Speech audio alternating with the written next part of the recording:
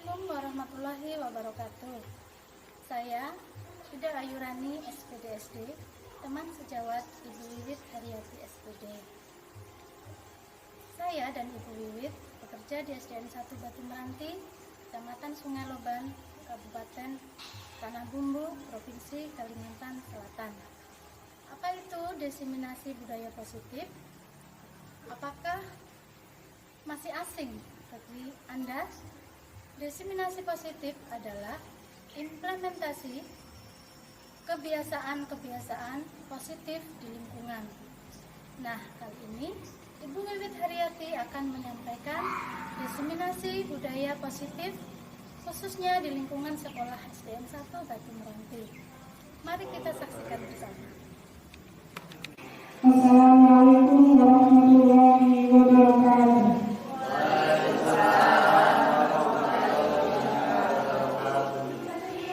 Yang terhormat Bapak Supardi SPD MM selaku Kepala Sekolah SDN 1 Batu Meranti, serta yang terhormat Bapak Ibu Guru SDN 1 Batu Meranti yang berbahagia.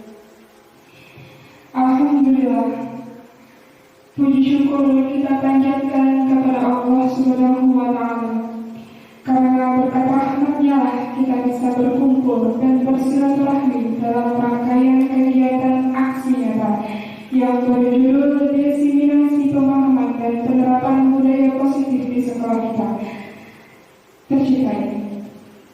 Hadirin yang saya hormati, selaku pembawa acara, langsung saja saya bacakan susunan rangkaian acara pada hari ini.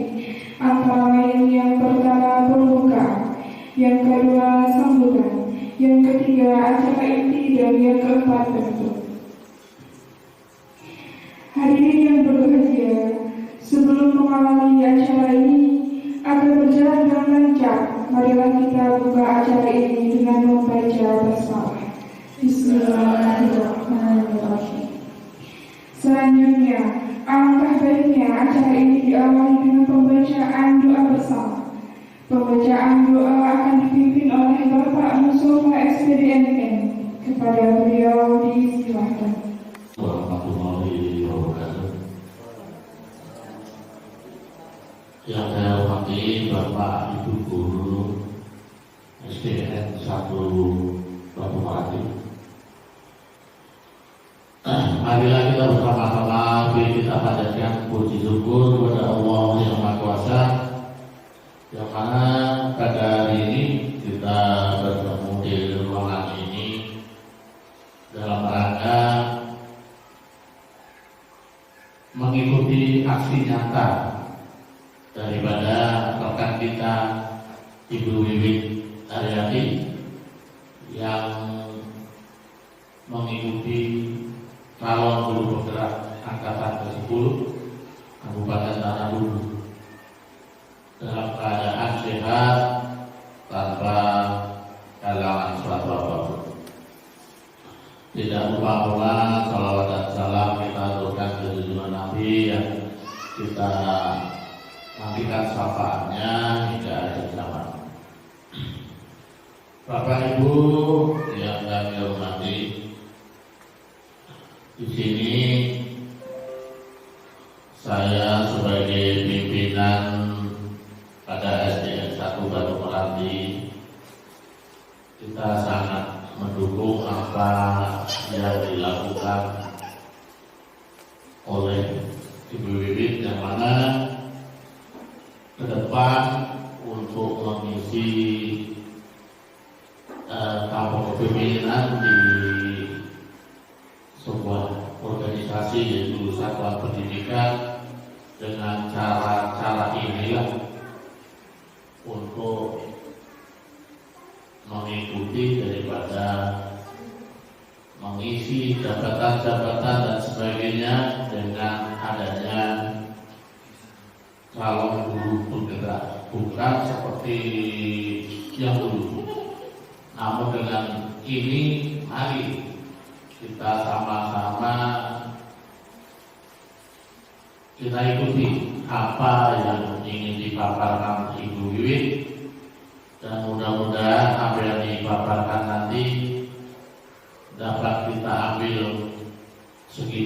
dirinya.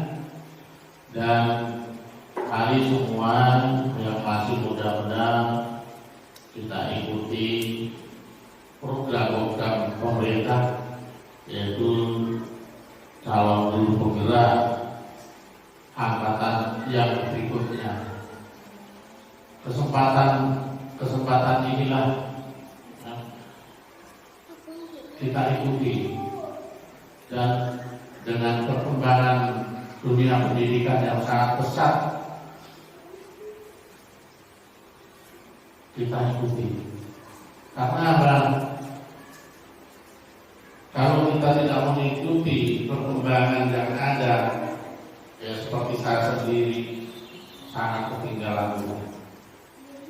Ya, jadi saya memohon kepada Bapak Ibu guru yang masih muda, mari kita ikuti perkembangan dunia pendidikan ini, apa yang diharapkan daripada pemerintah. Saya rasa itu yang dapat saya sampaikan. Mari kita ikuti paparan nanti dengan sampai selesai dengan hikmat, dan kita ambil manfaatnya. Karena ini, Assalamualaikum warahmatullahi wabarakatuh. Bismillahirrahmanirrahim.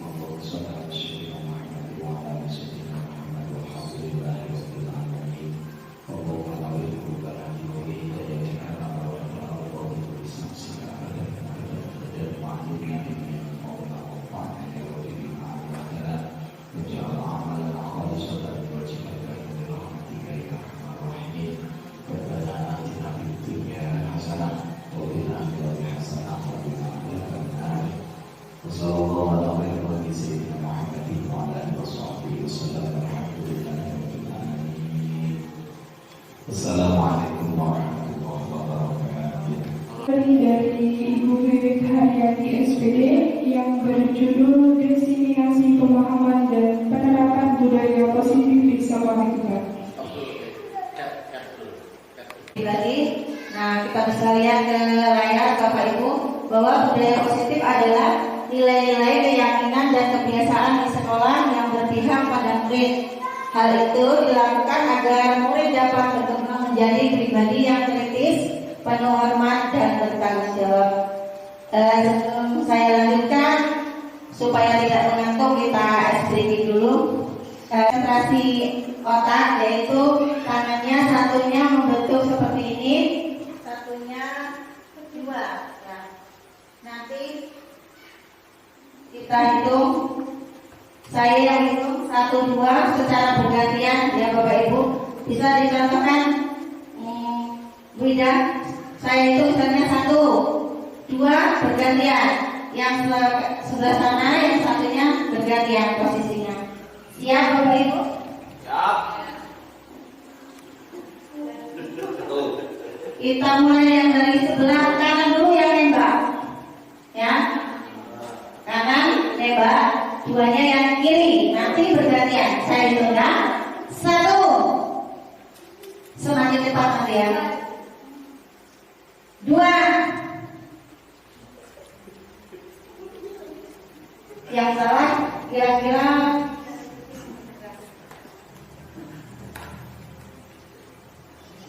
1, 2, 1, 2, 1, 2, 1, 2.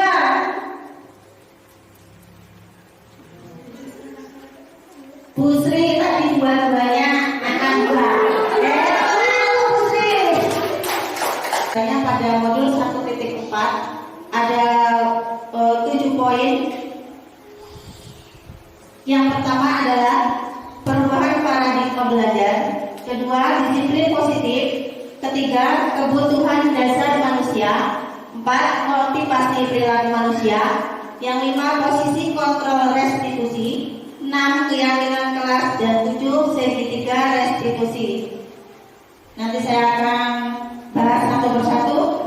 Silakan Pak, di next nomor 1. Yang kita mulai dari yang pertama ini, pembelajaran dengan paradigma baru,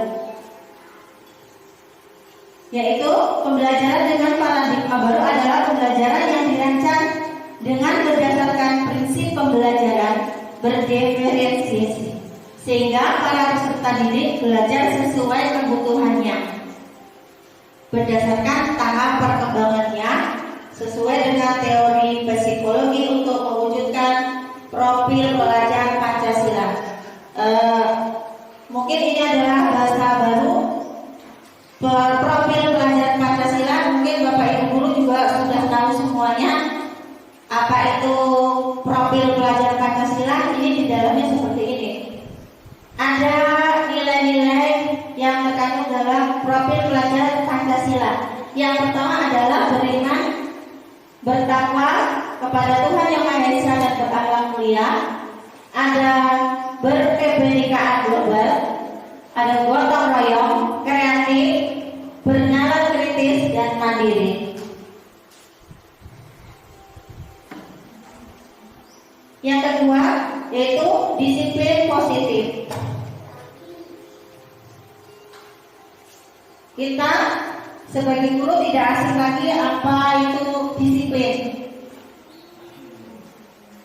Saya minta pendapatnya untuk pengertian disiplin menurut Bapak Ibu guru sesuai dengan pengalaman masing-masing. Saya minta kepada Bu Ida Airani pengertian disiplin sesuai dengan pengalaman Ibu selama mengajar. Terima kasih atas waktunya yang diberikan untuk saya. Menurut saya, disiplin itu suatu kebiasaan yang tertanam dari dalam diri masing-masing yang diniatkan dengan menuju ke hal-hal yang positif. Misalnya, jika diberi PR, anak kelas 6 bisa mengerjakan dan mengumpulkannya sesuai dengan waktu yang ditetapkan. Misalnya, berangkat sekolah tepat waktu, mengerjakan piket sesuai jadwal. Menurut saya begitu untuk pengertian disiplin tingkat di sekolah. Terima kasih saya. Terima kasih atas definisi disiplin menurut Ibu Ida sesuai dengan pengalaman selama ini, selama mengajar. Bapak Ibu bisa dilihat ke slide bahwa menurut dia itu disiplin itu berasal dari bahasa Latin, yaitu disiplin yang artinya belajar. Siapa yang belajar itu? Di sini ya Bapak Ibu bisa dibaca. Kemudian disiplin positif itu apa? Disiplin positif adalah kebiasaan yang baik-baik. Apa itu? Kebiasaan yang baik kan banyak. Kita sebut aja contohnya. Misalkan bertutur kata yang sopan, terutama di lingkungan sekolah, dengan murid, dengan warga sekolah. Jadi dibiasakan untuk bertutur kata yang sopan. Kemudian apa tujuannya? Supaya menjadi pribadi yang kritis, mandiri, dan bertanggung jawab. Lanjut Pak. Yang ketiga, kebutuhan dasar manusia. Sebelum kita bahas, saya mintakan kepada satu orang Bapak atau Ibu melihat dari judulnya dulu, kebutuhan dasar manusia itu berarti seperti apa?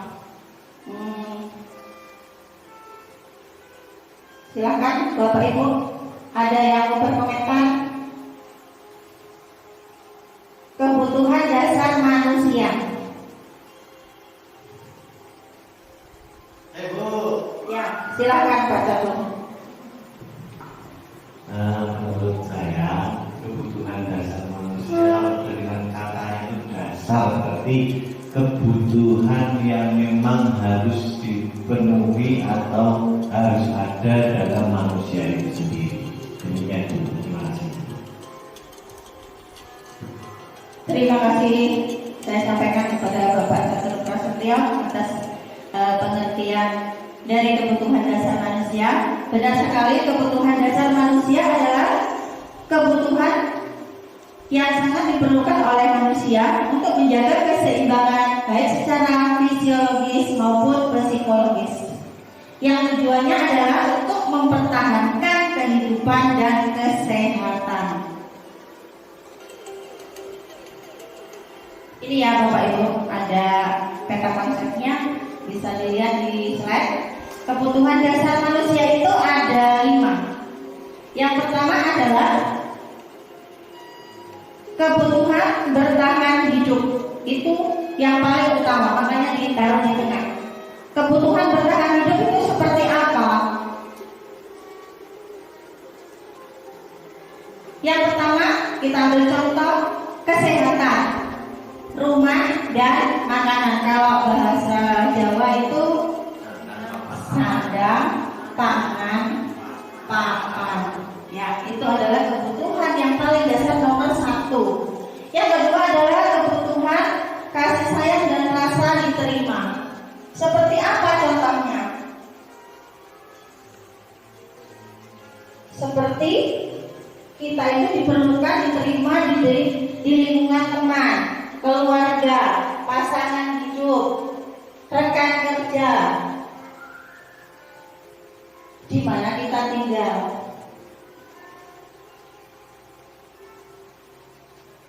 Yang ketiga adalah kepuasaan, yaitu meliputi keinginan untuk dianggap berharga, bisa membuat perbedaan, bisa membuat pencapaian kompetensi diakui dan dihormati. Yang keempat adalah kebutuhan kebebasan, yaitu menginginkan pilihan.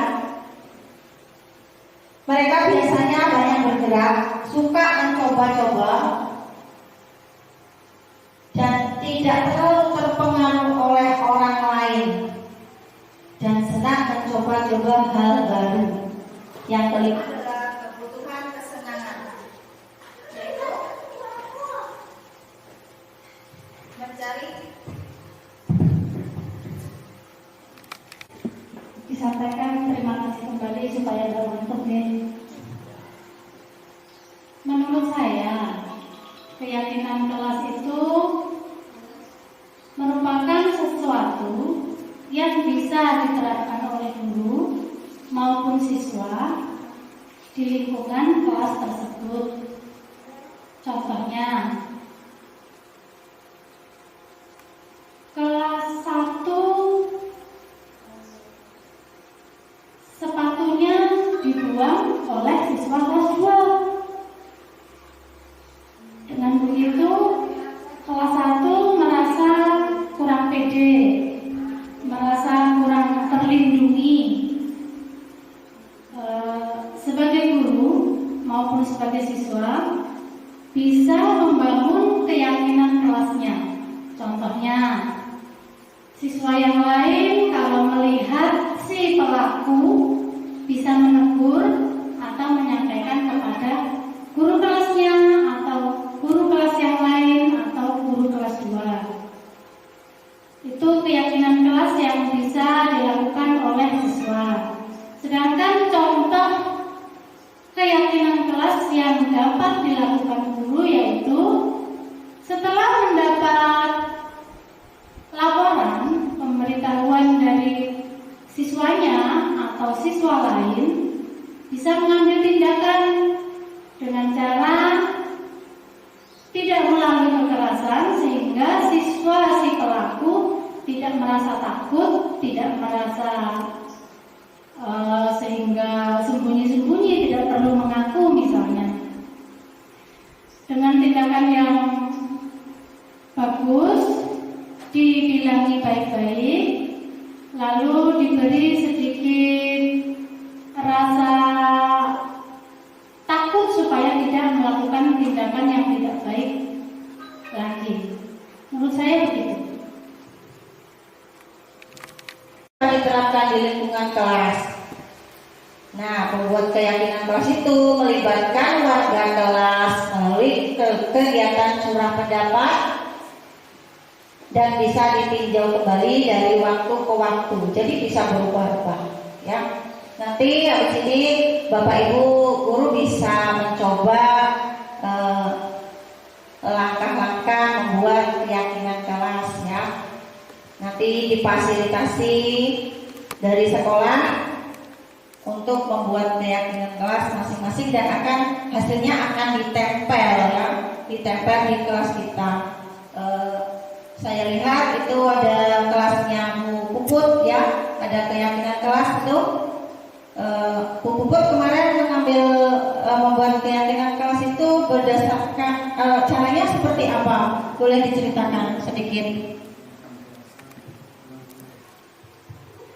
Ya, terima kasih pada kesempatannya.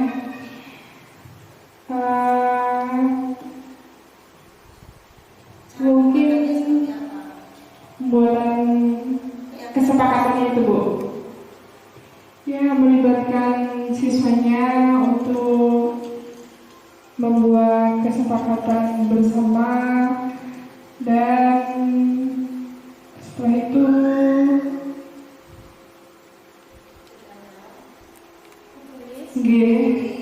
mereka yang menulis, mereka yang mengatur atas persetujuan mereka semua.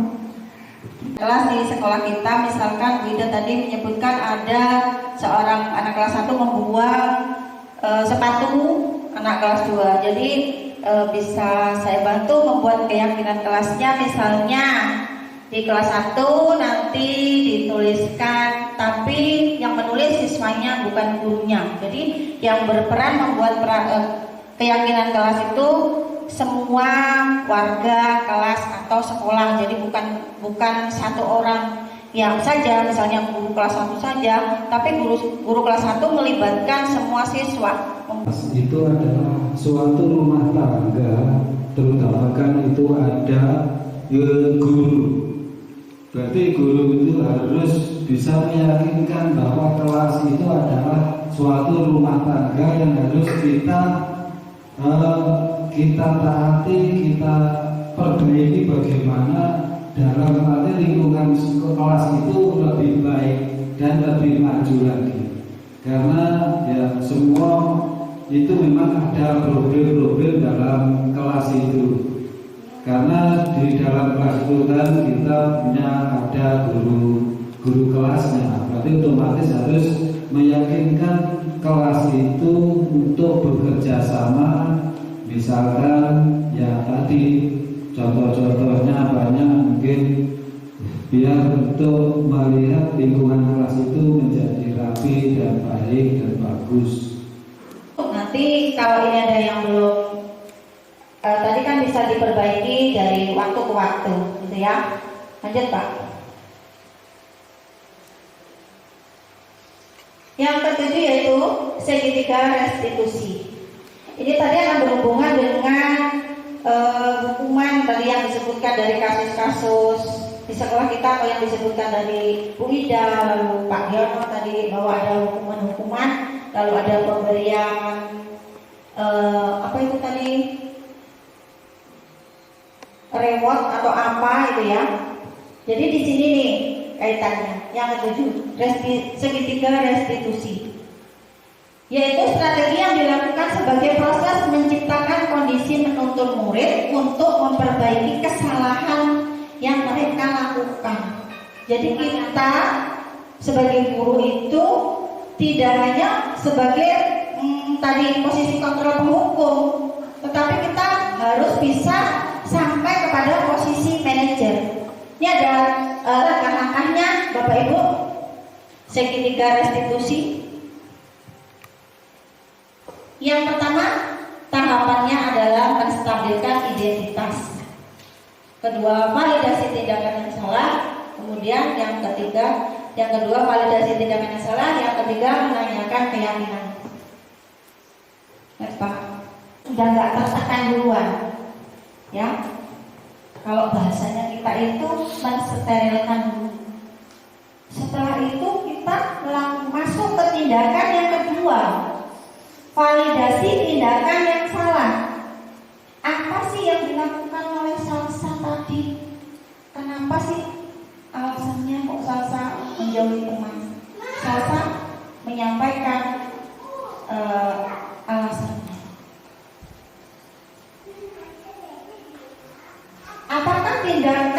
membuat teman menangis tadi sesuai dengan keyakinan kelas? Kan tadi sudah ada dibuat keyakinan kelas.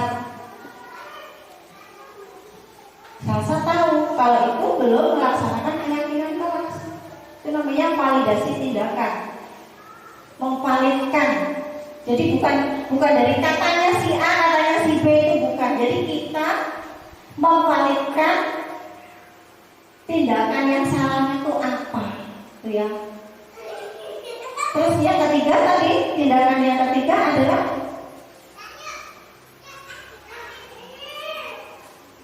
apa Bapak Ibu tadi? Tindakan yang ketiga menanyakan keyakinan kelas. Solusi apa yang bisa dia buat setelah melakukan tadi hal yang tidak sesuai dengan keyakinan kelas? Dia akan menyebutkan sendiri solusinya dengan bantuan dari ibu. Bahwa Salsa mengatakan solusinya dia tidak akan menjadi teman lagi, karena itu bukanlah keyakinan kelas.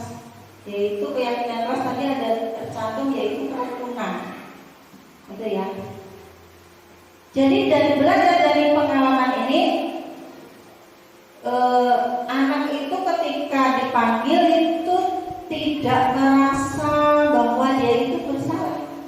Kemarin saya amati ini anak ini, setelah saya buat skenario kasus dia, tanggapan dia adalah, Bu, ini kok seperti kenyataan.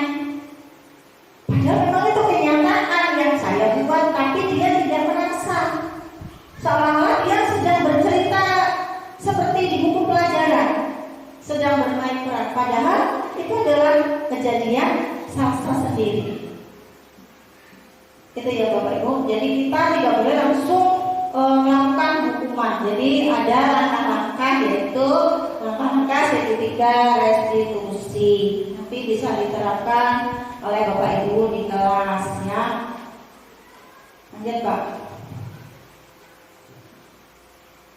Ini ada testimoninya. Jadi ada dua kasus yang saya angkat.